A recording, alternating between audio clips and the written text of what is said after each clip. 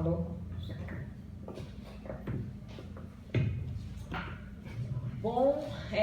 Bom dia a todos, muito obrigada pela presença. Acredito que uma parte do público ainda está procurando, deve estar também aqui nos outros auditórios, mas para a gente não atrasar aqui as demais apresentações que se seguirão, nós já vamos iniciar, tá bom? Meu nome é Isabela Pierce, eu sou professora da Universidade Federal do Maranhão, fiz meus estudos, mestrado e doutorado na Universidade de Coimbra, a doutora Alexandra Aragão foi a minha orientadora, e até hoje eu a considero, mesmo já tendo concluído, eu a considero minha grande mestre, né? E também atuo sempre no tema do desenvolvimento sustentável, mas em outras esferas, como na esfera privada. Eu sou consultora ambiental, tenho uma empresa de consultoria ambiental, e essa minha atuação em diferentes esferas, na academia, na consultoria privada, tem me permitido ver problemas e dores, né, cruzadas de diferentes atores, diferentes entidades, e enxergar esses problemas de uma perspectiva diferente apenas se eu estivesse dentro da academia. Então, eu trago um desses problemas que eu tenho visto nos últimos anos para vocês, que é o excesso de exigências a partir de normas regulamentadoras. Eu não estou falando de lei, né, das leis ordinárias, eu estou falando de normas regulamentadoras que são elaboradas pelos órgãos técnicos, por exemplo, pelas secretarias de meio ambiente. E não é absolutamente ruim que nós tenhamos normas regulamentadoras, ao contrário, precisamos, mas o que eu vou mostrar aqui para vocês é um problema decorrente do excesso de exigências que ultrapassam os limites da lei, as leis ordinárias que estão acima dessas normas regulamentadoras, ultrapassam esses limites, ultrapassam os limites do que é possível de se exigir, de se obrigar, e, portanto, acabam provocando um efeito inverso ao pretendido. Ao invés de proteção ambiental, nós vamos ter um desestímulo a empreendimentos legalizados, regulares, e vamos ter um vácuo econômico que vai ser preenchido por atividades ilegais. Então, esse é o problema, que eu já vou detalhar mais para vocês, mas apenas para reforçar de onde surgiu esse problema, a minha percepção acerca desse problema. Como eu falei, eu ocupo, né, diversas atividades em diferentes esferas, no âmbito acadêmico, mesmo já tendo concluído o meu doutorado, sou bastante atuante, como eu falei, sou professora da Universidade Federal do Maranhão e nunca deixei de pesquisar. Aqui é meu último livro publicado, é oriundo da minha tese, tá? Já aproveito para fazer a propaganda dele. É um pouquinho grande o livro, às vezes ele assusta, parece um tijolo, mas é uma leitura muito didática, todo mundo que o lê o considera uma leitura extremamente didática e voltada não apenas para o público jurídico, longe disso, para todos os públicos, porque uma coisa que eu não faço é escrever juridiquês, né? Não escrevo juridiquês de forma alguma. E dentro dessa obra eu pude dialogar muito com outras ciências como economia, biologia, história, filosofia, ciência política, etc. Bom, todo ano também eu organizo o Congresso Internacional dos Objetivos do Desenvolvimento Sustentável, com palestrantes do mundo todo, e a doutora Alexandra Aragão, por exemplo, é sempre uma das convidadas, e a partir do Congresso eu sempre publico também uma obra oriunda dos artigos que foram apresentados pelos participantes. Também já tive muita pesquisa desenvolvida por mim mesma, ou coordenada por mim, através do Centro de Estudos em Desenvolvimento Sustentável, que eu criei há muitos anos atrás. Hoje ele está inativo porque eu saí da universidade dentro do qual eu criei na universidade privada do Maranhão, a UNDB. E enquanto eu estive lá dentro, ele foi bastante ativo, fizemos revista científica com artigos publicados pelos alunos, pelos professores, e artigos transdisciplinares, que tinham dentro de um mesmo artigo um autor oriundo da engenharia e do direito, da arquitetura e da administração, para trazer esse olhar transdisciplinar para problemas concretos. Precisamos, por exemplo, resolver o problema da moradia, precisamos da visão da arquitetura, da engenharia, do direito e etc. Então, a ideia desse centro era unir todos esses olhares. já ganhei alguns prêmios científicos e sou muito ativa também, como eu brinco, né, que a gente acaba sendo um influencer digital, uma liderança cívica através de entidades e da nossa atuação dentro das redes sociais hoje. Então, por exemplo, eu tenho um podcast, fundei uma associação cívica chamada Rede Agro, ela é formalmente instituída, em prol dos Objetivos de Desenvolvimento Sustentável, através da qual eu organizo todo ano aquele congresso que eu falei para vocês e faço diversas outras atividades.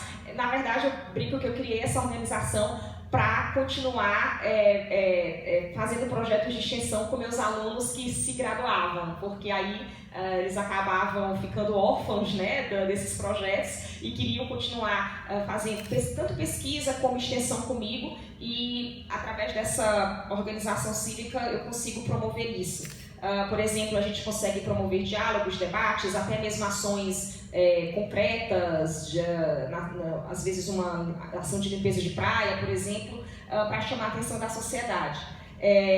Megafone na mão, mas coisas sempre muito voltadas ao diálogo e ao debate, à difusão do tema. E aí, como eu falei para vocês, para além da minha atuação acadêmica, de liderança cívica, eu também atuo na iniciativa privada. Eu tenho a minha empresa, a Virtu Ambiental, que está aqui a foto atrás de mim, e através dela, eu juntamente com a equipe, claro, a equipe é mais formada até por engenheiros, biólogos, engenheiros florestais, do que por juristas. Eu sou a jurista da equipe e o restante do pessoal são de áreas mais técnicas. E nós elaboramos estudos de impacto ambiental, fazemos todos os tipos de estudos ambientais para empreendimentos que se instalam e visam operar regularmente no Estado. Nós temos grandes clientes no setor portuário, no setor da indústria, no setor do agro, no nosso estado, e que nos procuram desde o momento prévio à instalação, para a gente fazer os estudos prévios, como estudos de impacto ambiental, como também após o empreendimento estar instalado,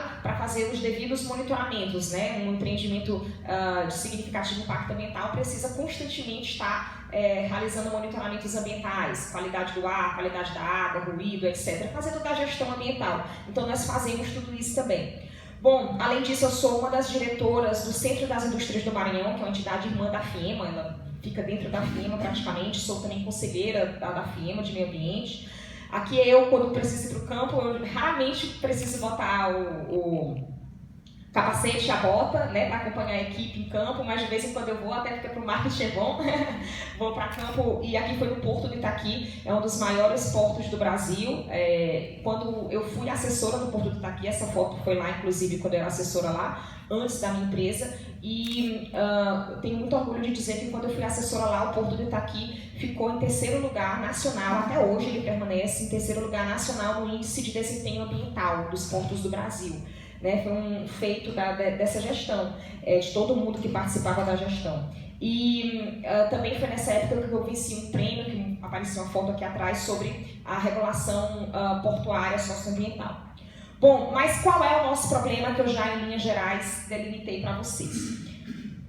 Eu percebo, vejo, até porque eu estou dentro da academia, eu vejo o desejo verdadeiro de muitas pessoas de levarem seus conhecimentos acadêmicos para a sua área de atuação profissional. Então, muitas pessoas entram no poder público, tornam-se agentes estatais e têm aquele desejo muito louvável, né, de, ao máximo possível, potencializarem suas atuações ali dentro, carregam um sentimento ativista dentro de si e exercem, então, esse sentimento, essa intenção de expandir a sua atuação em prol das causas que acreditam dentro da sua função estatal. Então, como eu falei, isso em termos de intenção é muito louvável, eu reconheço a nobreza da intenção.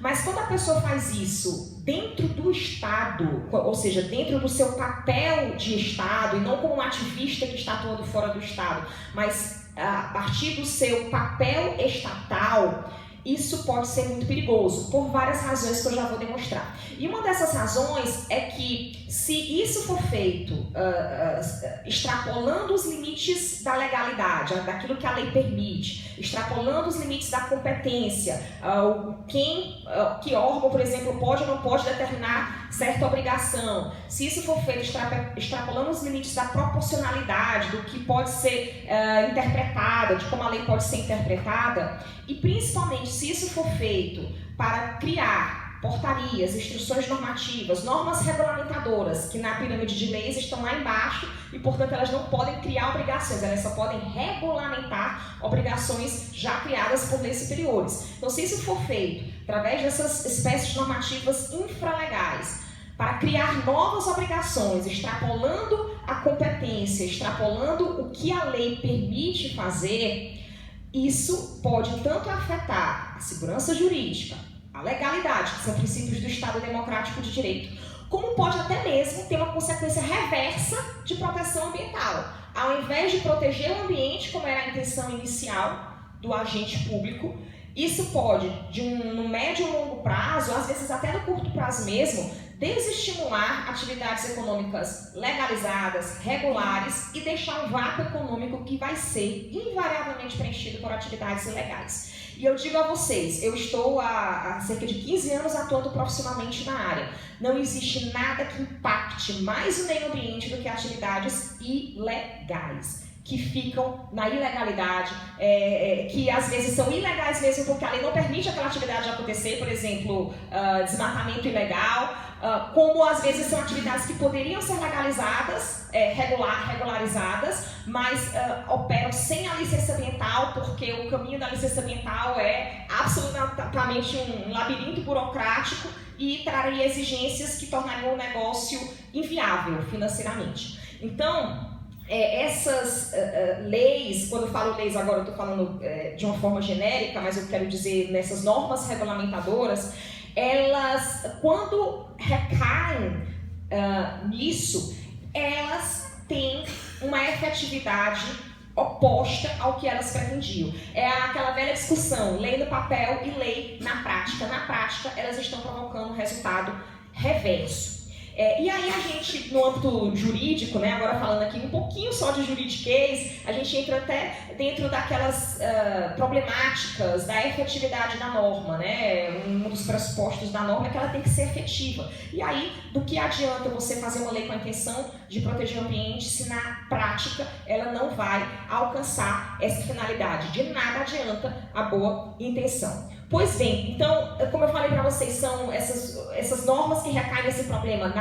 Em todas as vezes, eu não digo só na grande maioria, em todos os casos que eu avaliei, elas não tiveram participação, diálogo com entidades que seriam afetadas pela norma. Foram normas feitas dentro de um gabinete, por isso à frente eu vou chamá-las de normas de gabinete, por técnicos muito bem intencionados, mas técnicos da área que às vezes só conhecem aquela sua área de atuação específica, e não tem a visão de como a norma vai impactar diversos grupos de interesse, diversos grupos relacionados àquele tema. E eu já vou mostrar para vocês alguns casos concretos, mas já adiantando, pensem numa norma feita por um grupo de biólogos que quer mais dados sobre a fauna do estado. E aí eles colocam eles redigem uma portaria, olha a espécie normativa, portaria, que deveria ser apenas para regulamentar uma obrigação, mas através dessa portaria trazem muitas obrigações novas que não eram antes trazidas por norma hierarquicamente superior nenhuma. E obrigações que estão inviabilizando diversos empreendimentos no estado, esse é um caso concreto do estado do Maranhão. E quando a gente vai atrás de saber quem fez essa norma, essa portaria, foram técnicos bem intencionados, mas que ficaram dentro de um gabinete fazendo a norma e não ouviram ninguém, não ouviram os empresários, não ouviram movimentos sociais, ONGs, e nós temos conselhos de meio ambiente estadual, de meio ambiente municipal no estado que poderiam inclusive ter sido ouvidos, porque esses conselhos eles já são bastante representativos, porque tem representantes do poder público, da sociedade civil e do empresariado nesses conselhos. Nem sequer o conselho foi ouvido, né? Pois bem, então, esse excesso de ativismo normativo, eu já vou mostrar para vocês que esse ativismo normativo não é desejável quando vem de agentes de dentro do Estado, quando ultrapassa os limites da lei, ele provoca ofensas a princípios constitucionais, como a legalidade, no sentido de que você tem que ter atenção à pirâmide normativa, tem que ter atenção ao sistema normativo com normas que são hierarquicamente superiores e devem ser vistas, e traz consequências reversas. Bom, e por que traz consequências reversas? Porque essas exigências, muitas vezes exacerbadas, né, ou às vezes provocam um labirinto burocrático que obriga o empreendedor a ir de um lado para o outro sem conseguir a licença ou o ato administrativo que ele precisa, ou traz exigências mesmo que são absolutamente não factíveis na prática, que inviabilizam qualquer negócio que queira estar legalizado. Ele não vai conseguir isso porque aquela exigência é não factível. Pois bem, isso provoca fuga de investimentos, ocasiona então atividades clandestinas, ou porque são atividades ilegais mesmo, ou porque poderiam ser legais, mas estão irregulares, não estão cumprindo com o licenciamento ambiental. E um exemplo análogo desse efeito é o que a gente pode ver no direito tributário. Por isso até que eu falei para o Emílio ontem, que ele é da área do direito tributário, da Cefaz, a Secretaria de Fazenda do Estado do Maranhão. Eu falei, Emílio, eu vou falar sobre isso, né? Vou tangenciar o tema. Esse aqui é a curva de Laffer, enfim, como a gente quiser pronunciar. A curva de Laffer, ela demonstra que se o governo aumentar a alíquota de determinado tributo de uma forma desproporcional ao que as empresas, ou se no caso for um tributo pago por pessoa física, enfim, que os pagadores do tributo são estimulados a pagá-lo, ele não vai ter uma maior arrecadação tributária. Vai ter o inverso. A arrecadação tributária vai cair, porque você vai desestimular as atividades econômicas que pagam aquele tributo, ou até mesmo você vai fazer com que as pessoas, sejam físicas ou jurídicas, atuem com sonegação de impostos, né? Vão procurar uma via, seja uma sonegação de impostos mesmo de uma forma ilícita, ou vão procurar uma via de legalmente, uma brecha jurídica para legalmente não pagar aquele imposto. A minha empresa agora aumentou a alíquota desse imposto, está inviável para o meu negócio, pois então eu vou mudar o KNAI da minha empresa para um mais parecido que não vai ter a incidência daquele imposto. Eu vou abrir uma segunda empresa, um segundo CNPJ para dividir o faturamento. E aí muitas outras brechas jurídicas que existem para a pessoa não pagar o imposto, tá? Até mesmo existem casos bem emblemáticos de impostos sobre grandes fortunas que foram aplicados em outros países, que ninguém pode dizer que não é um imposto com uma boa intenção. Grandes fortunas, vamos taxar, porque a intenção é diminuir a desigualdade social, atacando quem tem mais dinheiro, né? Obviamente está clara a boa intenção. Porém, o que foi que aconteceu em muitos desses países que aplicaram o imposto de grandes fortunas? Fuga de capitais, né? As pessoas com mais dinheiro tiraram seu patrimônio do país e jogaram em outro, às vezes até ganharam cidadania de outro país e levaram o seu dinheiro para fora. Então, essa curva de Laffer, ela nos lembra isso, que existe um ponto ótimo, ninguém sabe exatamente qual é o ponto ótimo na teoria, você tem que ir testando, você tem que ir passo a passo testando, né? Mas existe um ponto ótimo de arrecadação, em que você vai colocar uma alíquota de imposto e as atividades irão pagá-lo sem ser desestimuladas. A mesma lógica, eu digo, que acontece em relação às exigências ambientais, que eu estou falando principalmente de normas regulamentadoras, tá? E não de leis ordinárias, complementares, Constituição. Porque as leis que estão hierarquicamente numa posição superior, elas têm, na minha visão, mais o papel de guiar a sociedade, de colocar norte para ser seguido, ou são obrigações mais genéricas. Então, eu não vejo problema de leis, né, lei ordinária, complementar, a Constituição, trazerem exigências de uma forma genérica muito ousadas. Tem que trazer mesmo, que é para onde a sociedade quer ir, para onde nós queremos seguir.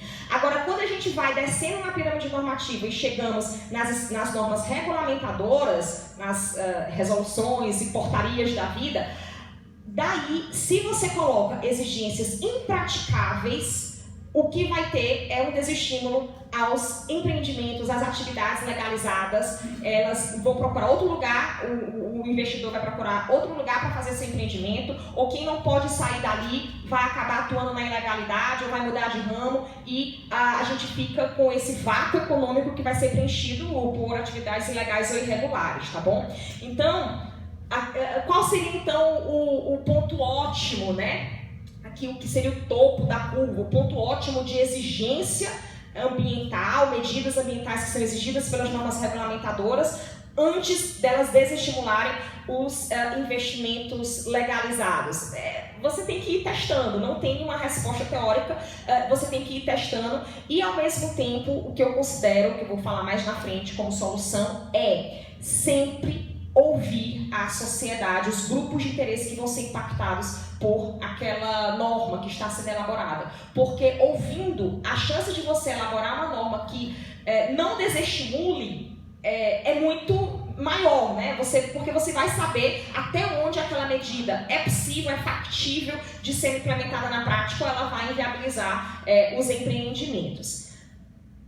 Bom, e aí, para finalizar essa parte de introdução, eu digo para vocês que na minha tese de doutorado, a doutora Alexandra chegou aí, eu perpasso, né, por essas 3 perguntinhas ao longo da tese. Por que a gente quer falar de desenvolvimento sustentável? O que é, no final das contas, desenvolvimento sustentável? E como nós podemos alcançar desenvolvimento sustentável? O porquê é óbvio, nós vivemos uma crise ecológica planetária, né? Quem está aqui tem certeza absoluta que não nega isso, né? Estamos numa situação de insustentabilidade mesmo ambiental do planeta que precisa urgentemente ser revertida essa situação. Então, precisamos então de desenvolvimento sustentável, e aí na minha tese eu faço toda uma teoria do que seria desenvolvimento sustentável hoje, como é que esse conceito pode continuar a ser intensificado, né, e ampliado e enriquecido nas próximas décadas, e como é no final das contas que nós vamos fazer com que a teoria seja aplicada na prática, transformar isso em realidade, que é sempre um dos pontos que me preocupa, como transformar a teoria na prática. E aí eu identifiquei dois caminhos que devem existir concomitantemente, né? Um caminho no âmbito político-jurídico, político-normativo, que é o da governança democrática, e o outro é no campo mais econômico, que seria de um crescimento econômico pós-moderno, que eu chamo. Ao contrário do moderno, ele tem algumas características que permitem que as atividades econômicas aconteçam com respeito aos limites planetários, com respeito à capacidade de carga do planeta. Características como, por exemplo, desmaterialização, uso de energias renováveis, economia circular, né, com reuso e reciclagem dos resíduos, etc. Mas, como o tema aqui não é crescimento econômico pós-moderno, eu não vou falar nada sobre isso. Meu foco vai ser todo na governança, então, democrática. E aí, agora já entrando nesse como, o que seria essa governança democrática, tá? Aqui é mais um pouquinho de publicidade, tá na Amazon para quem quiser o livro, tá? A capa do meu livro, ela traz esse organograma que eu propus dos 17 Objetivos do Desenvolvimento Sustentável. É uma figura que tem as 3 dimensões tradicionais do desenvolvimento sustentável, a dimensão econômica, social e ambiental, mas eu reconheço que os 17 ODS eles trazem também de uma forma muito visível outras 2 dimensões. A ética, que seria o ODS 16, e a dimensão da governança, que seria o ODS 17. A ética colocada no centro significa que todas as demais dimensões bebem dessa fonte ética, né? O porquê que nós queremos promover desenvolvimento sustentável, porque queremos justiça intra e intergeracional, justiça com as presentes gerações e com as futuras gerações, e como é que nós vamos alcançar? Aí precisamos de governança, né? Governança, na minha visão, democrática. E o que seria essa governança democrática? Essa governança democrática é aquela que busca uma participação deliberativa da sociedade, que vai coordenar a atuação do Estado com as demais entidades, os demais atores sociais, principalmente com atores da sociedade civil. Pois bem, então, essa governança democrática de alta intensidade, ela tem 2 grandes protagonistas, né? um não está subordinado ao outro, eles se complementam. Um Estado coordenador e uma sociedade civil plural e ativa. Então vocês podem até estar se perguntando, nossa, mas a Isabela estava aqui no início da palestra falando que ativismo é perigoso. Ativismo que vem de dentro do Estado. É aquela pessoa que tem um espírito ativista de quero fazer as coisas, quero mudar o mundo e entra dentro do Estado num papel de agente público e a partir daquele espírito começa a trazer para a elaboração de normas regulamentadoras obrigações que não estavam previstas em nenhuma lei. Isso é que é, na minha visão, perigoso. Totalmente diferente se essa mesma pessoa, de fora do Estado, como um estudante, um professor, um líder cívico, de fora do Estado, ela faz um vídeo no YouTube, ela faz uma tese de doutorado, ela vai para a rua segurando cartaz, como seja, ela diz, precisamos reforçar a legislação ambiental nesse ponto. Ela pode fazer isso, ela deve fazer isso, mas vejam a diferença de área, de posição, né? Uma coisa ela está fazendo isso vestindo as vestes do Estado, outra coisa ela está fazendo isso fora do Estado, pressionando o Estado, tá? Então eu considero que é fundamental que a sociedade civil pressione o Estado, exija mais medidas ambientais, mas aí quando eu, por exemplo, como professora faço isso nos posts do Instagram que eu faço, fazendo um artigo científico, quando eu vou para uma palestra e digo, temos que ter uma lei assim, assim, assado, com essa medida, diferente de eu ser uma técnica da Secretaria de Meio Ambiente e da minha cabeça colocar várias exigências que não estavam previstas em lei, tá bom? Pois bem, então a gente precisa também de espaços e locais que possibilitam mais participação deliberativa. Esse espaço que nós estamos aqui é uma forma de participação da sociedade civil plural e ativa, tá? Inclusive nós temos agentes estatais aqui que esse diálogo, né, vai repercutir em tomadas de decisão, querendo ou não repercute em tomadas de decisão e vai tematizando temas na sociedade. Bom, e aí precisamos de quantidade e qualidade de participação. Então, essa participação, eu sempre também me preocupei muito de não ser uma participação que apenas agrega preferências. Por exemplo, você pensa de uma forma X, ele pensa de uma forma Y. Quantas pessoas pensam como você, quantas pessoas pensam como ele, qual é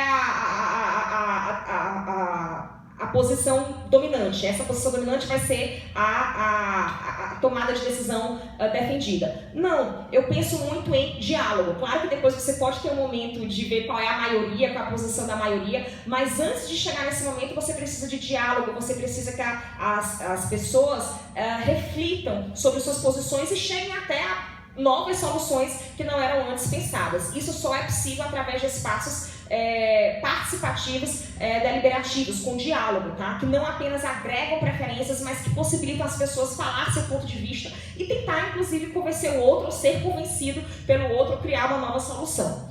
E tudo isso nos leva, na minha visão, a uma democracia de alta intensidade.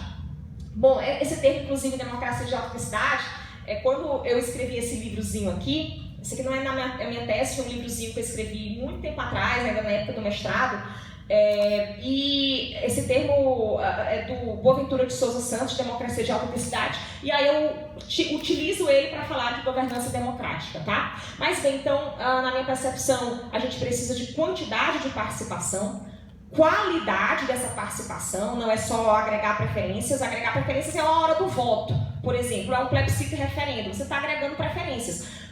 Isso é necessário, a gente tem uma sociedade complexa, não dá para toda decisão ser tomada como na Grécia Antiga, né? As pessoas deliberando cada decisão, então é necessário que a gente agregue preferências, tenha representantes eleitos, etc. Mas, muito antes disso, de forma contínua, a gente precisa ter espaços deliberativos e que as pessoas dialogam e a gente chega a decisões de forma deliberativa. Bom, e aí a finalidade é a emancipação no sentido de que a gente quer pessoas sempre mais livres, emancipadas, donas do seu destino e que possam dialogar com outras de uma forma livre. Bom, e aí esses atores da governança, então, que não apenas eu, mas diversos autores enxergam são atores institucionais, e aí que eu coloco o Estado coordenador, e não institucionais, uma sociedade civil plural e ativa, que pega desde líderes individuais, um youtuber hoje, que é influente, né, até, claro, a academia, com todo o corpo acadêmico que influencia através das pesquisas, das publicações, as decisões políticas e jurídicas. E essa sociedade civil plural e ativa, em especial, ela atua no âmbito global, nacional, local, ela pode ter entidades institucionais, por exemplo, pensem na Ordem dos Advogados do Brasil, é sociedade civil, mas ela é institucional, tá? Ela está institucionalizada, representa uma classe com milhares de profissionais do Brasil inteiro. Então, os órgãos de classe são sociedade civil institucional, tá bom? O Centro das Indústrias, eu falei para vocês, sou uma das diretoras, é uma sociedade civil institucional, representa as indústrias do Estado. Às vezes essas entidades civis institucionais, como elas são muito grandes e muitas vezes poderosas, a gente acaba enxergando elas quase como se fosse Estado, quase como se fosse um ente estatal, no sentido de estarem opostos à sociedade civil. Muito ao contrário, são sociedade civil também. Mas não apenas elas, a gente pode ter dentro da sociedade civil pessoas individuais ou organizações não formalizadas, ou seja, não institucionais também, que também geram grande influência. E aí a sociedade civil, ela influencia e também é influenciada pelo Estado. Em relação ao Estado, ela faz pressão, controle, fiscalização. E o Estado, ele coordena também, de que sentido? Coloca os limites de atuação, não deixa de escapar para grupos armados, né? para violência armada e outros tipos de violência. Promove espaços, inclusive, muitas vezes institucionalizados para ouvir a sociedade civil, com conselhos. Então, existe essa relação, de um lado, de controle e fiscalização da sociedade civil pelo Estado, influência, pressão, controle e fiscalização, e do Estado para a sociedade civil existe a coordenação, não coordenação no sentido de dizer para onde tem que ir, porque a sociedade civil ela pode estar tematizando o tema, debatendo o tema que ainda nem chegou no Estado, mas no sentido de colocar também controles ao que a sociedade civil, de como ela, principalmente como ela vai debater para não descambar para uma violência, por exemplo. Bom, e aí eu trago para vocês uma novidade.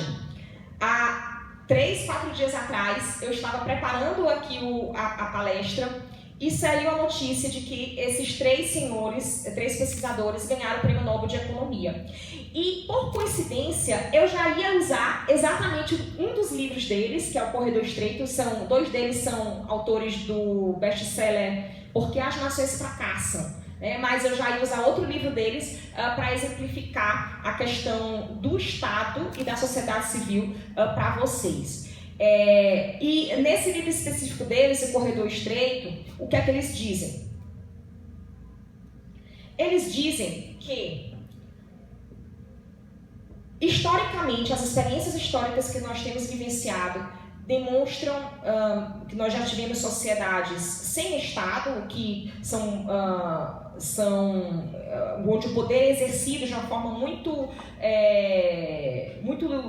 limitada e pontual por clãs, líderes comunitários, etc. Então, sociedade sem Estado, historicamente, inclusive, se a gente voltar muito no tempo, era como nós nos organizávamos antes da formação de Estados mais centralizados, e ainda hoje existem também sociedades sem Estado, existe poder nessas sociedades, não é uma coisa idílica, muito ao contrário, eles demonstraram que sociedades sem Estado muitas vezes descambam para a violência, para uma guerra de todos contra todos, ou os líderes comunitários às vezes impõem normas que beneficiam, normas de conduta, normas sociais que beneficiam a si, mas não a todos. Existem um aprisionamento de pessoas específicas nos costumes dessa sociedade. Por exemplo, pensemos nas mulheres em sociedades, muitas sociedades pré-modernas, tá? E, portanto, essa ideia de um Estado ausente não é a melhor via, segundo os autores. Do lado extremamente oposto, um Estado extremamente controlador, centralizado, que decide a vida de todos e não dá espaço para a individualidade de cada pessoa, também não é o ideal, muito ao contrário, porque nós recairíamos no Estado despótico. E ele dá exemplos óbvios, né? Por exemplo, a Alemanha do Terceiro Reich era um Estado extremamente organizado, mas foi organizado para finalidades perniciosas, né? Para extermínio de pessoas. Então, não é o que nós desejamos também. E numa espécie de via do meio está o que ele chama de Estado agrilhoado, Estado controlado, né? Um Estado agrilhoado que ele pode ser forte, ele pode ter, digamos, muito orçamento, ele pode ter muita atuação, ele não é necessariamente Estado fraco, ele pode ser forte, mas ele está sempre agrilhoado, acorrentado em correntes que são da sociedade civil, ou seja, a sociedade civil agrilhoa, a sociedade civil fiscaliza, controla, está continuamente colocando limites na atuação desse Estado. Porque a tendência dele é se tornar despótico, a tendência dele é sempre estar aumentando seu poder e controlar cada aspecto da vida pessoal e das liberdades das pessoas. Então, a sociedade civil tem que estar sempre mantendo controlado. Ao mesmo tempo, quando ele está agrilhoado, controlado, ele consegue fornecer todas as benesses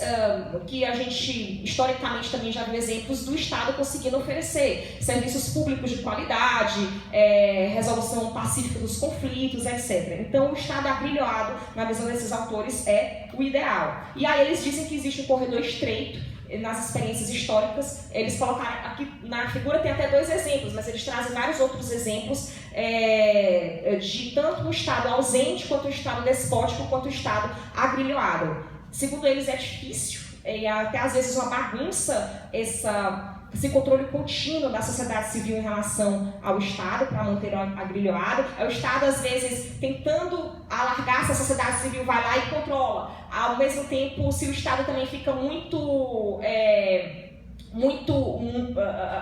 sem poder, aí ele não consegue prestar os serviços que tem que prestar. Então, é uma dança contínua, digamos assim, de ampliação dos poderes do Estado. A sociedade civil vai lá e agrilhoa novamente, mantendo um crescimento controlado, digamos assim. Pois bem, então, qual é o problema, agora já partindo da minha visão, mas a partir da minha visão, a partir do que os autores falaram, qual é o problema de um ativismo feito a partir do Estado, de dentro do Estado, não o ativismo da sociedade civil, mas o ativismo dos agentes estatais? O problema disso é que, em teoria, conforme a gente viu aqui no último slide, é o papel da sociedade civil ser ativa, plural, para controlar o Estado, porque o Estado está sempre querendo assenhorar-se, está sempre querendo ampliar-se. Então, se nós temos esse ativismo de dentro do Estado, a gente precisaria, inclusive, de uma sociedade civil ainda mais plural e ativa para conseguir controlá-lo.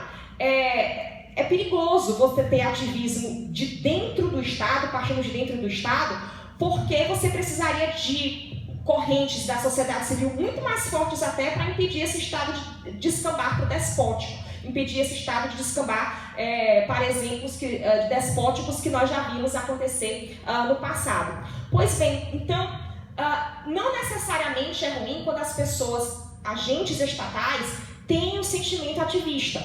O que é necessário é um autocontrole para agirem dentro dos limites da legalidade, ou seja, se vai fazer interpretação de uma norma ou mesmo a elaboração de uma norma regulamentadora, ficar dentro do que a legalidade permite, as leis hierarquicamente superiores já determinaram como obrigações, dentro de uma visão proporcional, dentro da moldura de interpretação permitida. E se essa pessoa entender que a norma não está suficiente, então que saia da função estatal, não necessariamente pedir demissão, mas tipo assim, de fora da função estatal, através de outras ocupações que a pessoa possui. Eu sou professor da universidade, então como professor da universidade, escreva um artigo dizendo que a norma não está suficiente, que a gente precisa de uma lei mais exigente. Mas aí vai ser uma lei que vai ser elaborada pelo parlamento, pelo poder legislativo, que são os representantes eleitos, com a participação das pessoas, ou pelo menos, se numa norma regulamentadora se entender que, olha, dentro da moldura de interpretação possível, a gente consegue exigir um pouquinho mais aqui, que pelo menos leve para um conselho, que pelo menos chame os interessados da sociedade para serem ouvidos antes daquela norma ser publicada, tá? O que é altamente perigoso, na minha visão, é como eu falei anteriormente para vocês, esse sentimento ativista ficar dentro de um gabinete sem consultar grupos interessados na norma, grupos que vão ser afetados pela norma, ficar dentro de um gabinete apenas guiando apenas as pessoas que estão ali, 4, às vezes 5 pessoas, elaborando a norma. O meu marido, agora dando um exemplo muito pessoal, antes de nós fundarmos a minha empresa foi fundada junto com ele foi técnico da Secretaria de Meio Ambiente do Estado do Maranhão. E ele, engenheiro ambiental, caiu nas mãos deles a função, pediram para ele elaborar uma portaria sobre o licenciamento dos postos de gasolina. E ele veio pedir ajuda pra mim, tipo, olha, eu entendo tudo, ele falou, eu entendo tudo de postos de gasolina, quais são as medidas que devem ser pedidas e etc, as melhores tecnologias para você fazer o levantamento do passivo ambiental, se o solo tal não está contaminado, mas eu não sei se eu posso pedir tudo isso, eu não sei se eu posso pedir para, a partir de agora, todos os postos de gasolina adotarem essa tecnologia bem aqui. A gente até tem o princípio da melhor tecnologia disponível, mas olha o nomezinho, disponível. O que é disponível? Ela é economicamente acessível, né? Ou você vai inviabilizar todos os postos de gasolina do estado? Então, eu falei para ele, a melhor coisa a se fazer, ao invés de você perguntar só para mim o que pode e o que não pode, né? É chamar pessoas do setor, por exemplo, chame as pessoas do setor dos postos de gasolina, chame também a academia, outros professores que estão envolvidos com a engenharia ambiental voltada para essa área. Façam uma reunião técnica para ouvir todo mundo e entender se essa tecnologia que você quer pedir para se tornar obrigatória vai ter condições de ser atendida, se não vai quebrar os postos, se é realmente a melhor tecnologia disponível que nós temos, ou talvez tenha até outra que você não está sabendo. Então, faça uma reunião técnica e ouça, né? Foi o meu conselho na época para ele. E foi feito, e a portaria foi feita, até hoje está vigente, não deu tanta polêmica, né? Ao contrário de outras normas que foram feitas sem ouvir a sociedade, as pessoas, as entidades interessadas, e recaíram na polêmica assim que foram publicadas, e até hoje existe aí uma dificuldade muito grande das entidades e empresas cumprirem aquela norma, e aí a norma é judicializada, ou ela desestimula investimentos, como eu falei, um efeito negativo em várias esferas. Mas bem, então essas normas de gabinete, eu chamo assim, né, uma expressão que eu gosto de usar porque eu acho ela bem elucidativa, essas normas de gabinete, elas, não necessariamente, uma norma de gabinete feita somente por um grupo de técnicos é o problema. Na minha visão, ela é problema quando ela tenta ir além da interpretação, da moldura interpretativa que os técnicos estariam possibilitados de fazer. Ela tenta ir além, tenta basicamente corrigir o mundo dentro da norma, não está claramente embasada em uma lei superior. Aí sempre vão dizer, não, mas tem essa lei superior que fala, do princípio da melhor tecnologia disponível. Tá, mas as normas superiores trazem obrigações mais genéricas. Então, se não tem uma obrigação explícita de adoção dessa tecnologia aqui, para você pedir para ela ser a tecnologia obrigatória para todos, converse com os setores envolvidos, porque senão você pode estar provocando um efeito muito reverso. Então, as normas de gabinete, elas são muito perigosas quando são feitas sem essa participação da sociedade e quando ela é usada, então, sem atenção aos princípios da legalidade, proporcionalidade, sem atenção a tudo que já existe de controles no sistema normativo, tá bom? E aí elas acabam tendo um risco muito grande de recair em arbitrariedade e abuso de poder. Quando eu falo de abuso de poder, todo mundo se espanta, né? Assim, nossa, a Isabela está sendo muito dura, né? na avaliação. Mas é uma figura mesmo jurídica, abuso de poder. Inclusive, às vezes, o abuso de poder acontece não por uma má intenção, né? Mas por um vício de competência. Assim, o agente não era competente para pedir aquilo e pediu. Então, não é raro acontecer abuso de poder na administração pública, mesmo quando existem boas intenções. Bom, e aí, aqui é um pouco de juridiquês, que eu vou passar um pouco mais rápido por isso. Como eu falei para vocês, o problema é quando essas normas de gabinete ultrapassam. Aqui, na verdade, esse aqui é um slide que eu peguei de uma aula que eu dou, quando eu estou falando do Kelsen, eu nem sou positivista, tá? Muito ao contrário. Mas é interessante esse termo da moldura do Kelsen para dizer, olha, quando você vai interpretar a lei, existe uma moldura de até onde você pode interpretá-la, mais para um lado, mais para o outro, tudo bem, mas não ultrapasse isso. E quem é que determina essa moldura? São todas as normas superiores, os precedentes judiciais, súmulas, etc., aquilo que já está, de alguma forma, existente no mundo jurídico, né? Então, você não pode interpretar uma norma, inclusive para criar uma norma infralegal, criar obrigações fora dessa moldura, tá bom? Você pode pedir para o parlamento fazer isso, você pode levantar cartaz, fazer vídeo do YouTube, fazer uma tese de doutorado dizendo isso, mas não pode você mesmo, como agente estatal, fazer uma norma técnica obrigando isso. Eu dou um exemplo muito interessante. Eu tenho uma aluna, acho que eu comentei com quem que eu comentei isso, não lembro. Bom, eu comentei já isso aqui nesse congresso. Eu tenho uma aluna que ela é vegana e ela considera que o fato de nós matarmos animais para comer é um assassinato de animais. Ela acha mesmo isso. E eu não discordo dela no sentido filosófico do negócio, né? E ela acha que daqui a algumas décadas, quando nós olharmos para trás, nós vamos enxergar a morte de animais pelas nossas mãos da mesma forma como nós enxergamos hoje fenômenos sociais do passado e que consideramos um absurdo, por exemplo, a escravidão, né? Então ela diz, olha, professora, nós já evoluímos enquanto sociedade, já reconhecemos que certas estruturas eram abomináveis. Assim vai acontecer também no futuro, daqui a sei lá quantos anos, a gente vai olhar para trás e vamos dizer, nossa, a gente aprisionava os animais, os porquinhos lá dentro de uma baia minúscula. Ontem eu vi um vídeo sobre os salmões sendo criados em criatórios. Os salmões nunca vêm ao mar, né, porque são criados em criatórios, uma espécie selvagem extremamente confinada. Que é selvagem, mas está sendo criada confinada, e muitas outras práticas muito cruéis até. Mas bem, desde que hoje em dia, desde que aquela prática não esteja fugindo do padrão da indústria, ela não é considerada cruel, tá? Desde que esteja dentro do padrão aceito pela indústria. Então, eu falei para essa minha aluna, se você pode defender isso, você pode defender que a gente deveria abolir, eu Isabela, não acho que eu não defendo isso hoje, né? Que a gente deveria abolir a possibilidade de comer animais. Eu não acho isso. Mas eu falei para ela, você pode defender isso se você quiser, faça a sua monografia sobre isso, depois desenvolva o seu mestrado e doutorado sobre isso, mas se algum dia, nesse período de tempo, você passar para a técnica da Anvisa, lá na Anvisa você não vai poder mandar fechar os matadouros, né, os frigoríferos, porque considera que eles estão fazendo matança de animais e assassinato de animais. Se você for visitar um frigorífero e ele estiver todo certinho, entre aspas, conforme determina a lei,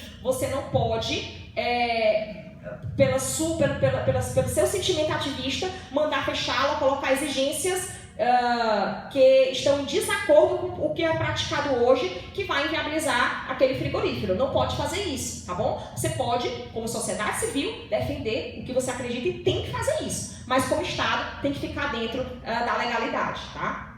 Pois bem, e aí o estudo de caso primeiro que eu trago para vocês, e agora eu vou apressar o passo, do monitoramento de fauna do estado do Maranhão. De uma forma muito louvável, foi feita uma portaria que coloca altas exigências quando os empreendimentos vão se instalar no estado, na hora de fazer um diagnóstico de fauna, né? E não apenas, essa portaria, ela foi feita não apenas para grandes empreendimentos, depois é que ela foi reduzida, foi limitada para ser aplicada só em grandes empreendimentos. Ela, a princípio, era aplicada, foi feita para ser aplicada a todo empreendimento, até para empreendimento pequeno. Então, ela gerou muita polêmica assim que ela foi emitida. Por quê? Porque as exigências que ela fazia de levantamento de fauna eram tão grandes, tão duras, que inviabilizava muitos e muitos empreendimentos. Para vocês terem uma ideia, nós temos 9 grupos de fauna, tá? 9 grupos de fauna. Ela exigia que para cada grupo de fauna o estudo ambiental tivesse um mestre ou doutor biólogo naquele grupo de fauna assinando o estudo. Então, eu tenho minha equipe ambiental. Quando a gente vai fazer um EIA-RIMA, a gente tem 2, 3 biólogos, por exemplo, na equipe. Mas não um biólogo doutor em abelhas, não um biólogo doutor em rãs e por aí vai. A gente tem, às vezes, um biólogo, 2 ou 3, que conseguem abranger todos os grupos de fauna. Mas a portaria exigia que fosse cada estudo ambiental, cada levantamento de fauna que subsidiasse o estudo ambiental, tivesse um doutor ou mestre naquele grupo de fauna específico. Então, coloque aí na conta 9